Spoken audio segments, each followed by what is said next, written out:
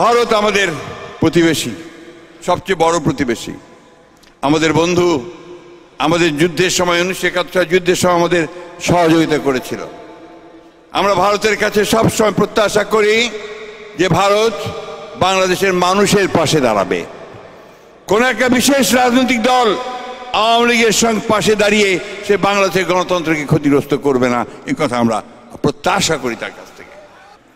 আমরা আশা করি যে ভারত তার যে অতীতে এই যে ভুল করেছে এবং বাংলাদেশের মানুষের সঙ্গে যে বিচ্ছিন্নতা সৃষ্টি করেছে, এটাকে তারা কাটিয়ে ওঠার চেষ্টা করবে এবং তাদের এখন যে কার্যকলাপ যারা বাংলাদেশের বিরুদ্ধে করছে সেই কার্যকলাপগুলোকে তারা বন্ধ করবে।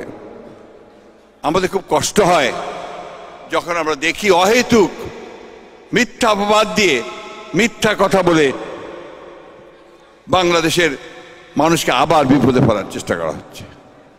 আগরতলার ডেপুটি হাইকমিশনার অফিস আক্রান্ত হয়েছে, কলকাতায় হাই কমিশনার ডেপুটি হাইকমিশনার অফিসে আপনার আক্রান্ত হয়েছে এবং মিছিল নিয়ে আপনাদের সিলেট দিয়ে ঢোকার চেষ্টা করেছে,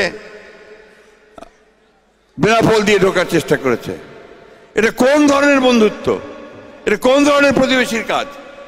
আমরা তাই আবারও আজকে এই সভা থেকে ভারতবর্ষকে অনুরোধ জানাতে চাই, তাদের কাছে আমরা নিবেদন করতে চাই যে আপনি অনেক বড় দেশ, কিন্তু তাই বলে এই বাংলাদেশ যে যুদ্ধ করে স্বাধীন হয়েছে, যে সংগ্রাম করে লড়াই করে যে গণতন্ত্রকে আদায় করে নিয়েছে, যারা বুকের রক্ত দিয়ে তাদের অধিকারকে আদায় করেছে, তাদেরকে খাটো করে দেখে বাংলাদেশের বিরুদ্ধে দাঁড়াবেন না, কারণ বাংলাদেশের মানুষ কখনোই তা মেনে নেবে না।